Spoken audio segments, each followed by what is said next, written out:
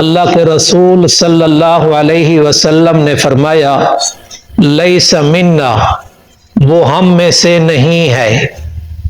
بڑی سخت وعید ہے۔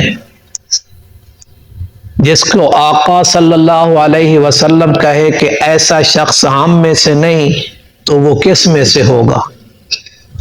اس قسم کے الفاظ پیارے آقا صلی اللہ علیہ وسلم نے کئی موقعوں پر فرمائے ہیں۔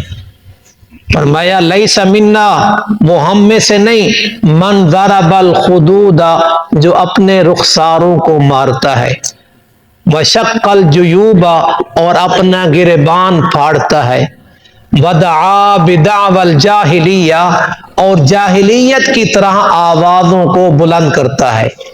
دیکھیں، جب کسی کی فوتگی ہوتی ہے تو جتنا قریبی تعلق ہوتا ہے اتنا ہی زیادہ غم ہوتا ہے، اتنا ہی زیادہ رنج اور افسوس ہوتا ہے۔ صحیح بخاری میں ہے، آقا صلی اللہ علیہ وسلم کے پاس عبد الرحمن ابن عوف آئے، دیکھا کہ آپ صلی اللہ علیہ وسلم سے آنسو بہ رہے ہیں۔ یہ کس موقع پر؟ جب آپ کا بیٹا ابراہیم فوت ہوا، اس موقع پر آپ صلی اللہ علیہ وسلم کی آنکھوں سے آنسو جاری تھے۔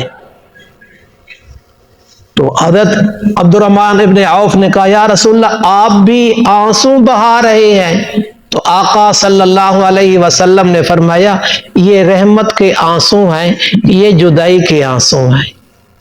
اس طرح آنسو بہانے سے شریعت نے منع نہیں کیا۔ پھر آقا صلی اللہ علیہ وسلم نے فرمایا ان العین تدمع، آنکھیں آنسو بہاتی رہیں گی، والقلب یحزن، دل غمگین رہے گا، ولا نقول الا ما یرضی ربنا، مگر ہماری زبان پہ وہی الفاظ ہوں گے جن الفاظ سے اللہ راضی ہوتا ہے۔ وہ کون سے الفاظ ہیں؟ انا للہ و انا الیہ راجعون، ہم سب اللہ تعالی کے ہیں۔ ہم سب کس کے ہیں؟ اللہ تعالی کے۔ وَإِنَّا إِلَيْهِ رَاجِعُونَ، اور ہم سب نے کدھر جانا ہے؟ اللہ تعالیٰ کے پاس جانا ہے، ادھر لوٹ کر جانا ہے۔ تو ہماری زبان پہ بھی وہی لفظ آئیں گے۔ آگے سنیے، آقا صلی اللہ علیہ وسلم نے فرمایا اِنَّا بِفِرَاقِكَ يَا إِبْرَاهِيمُ لَمَحْزُونُونَ، اے ابراہیم تیری جدائی ہمیں غمگین رکھے گی۔ بیٹا ہو بہت قریبی رشتہ ہے، جگر کا ٹکڑا ہو، ماں باپ ہو تو اللہ اکبر اس جیسا رشتہ، پھر اس کا کوئی بدل نہیں، نعم البدل تو دور کی بات ہے۔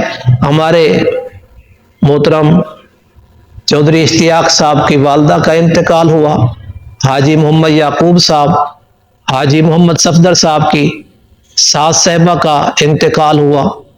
یہ حدیث تو میں نے اتفاق سے مطالعے کے لیے کھولی تو یہ حدیث چناؤ میں آ گئی۔ جب مطالعہ کر رہا تھا تو پھر ان حضرات کی بھی یاد آ گئی ہے۔ ماشاءاللہ فوت ہونے والی مرحومہ میرے تقریباً میں نے اندازہ کیا ہے 15 کے قریب مقتدیوں کی وہ رشتہ دار تھی عزیز، اور کافی عرصہ بیمار بھی رہی ہے، اور بیمار آدمی پاک ہو کے جاتا ہے۔ اللہ تعالیٰ اس کی بیماری کی وجہ سے اللہ تعالیٰ اس کا اگلی زندگی آسان کر دیتا ہے، بخشش والا معاملہ کرتا ہے۔ اور اللہ کے نیک لوگ بلکہ انبیاء علیہ السلام کی زندگی کو دیکھا جائے تو وہ بھی آخری وقت میں بیماری کی حالت میں گئے۔ خود ہمارے نبی صلی اللہ علیہ وسلم آخری وقت شدید بیمار تھے، اس بیماری کے اندر آقا صلی اللہ علیہ وسلم اس دنیا سے پردہ فرمایا، تو اللہ تعالیٰ تمام مرحومین کی بخشش فرمائے۔ تو حدیث کا نچوڑ یہ ہے کہ مارنا، پیٹنا، واویلا کرنا، بعض علاقوں میں منہ کالا کیا جاتا ہے، سر میں مٹی ڈالی جاتی ہے، ان چیزوں سے شریعت نے منع کیا ہے، یہ حرام ہے۔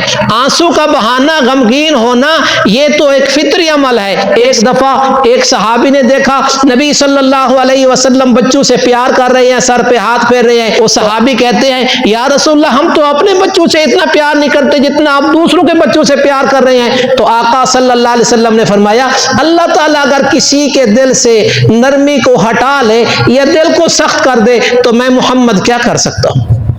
تو یہ محبت ہے. اللہ تبارک و تعالی آپ سب کو صحت کاملہ نصیب فرمائے.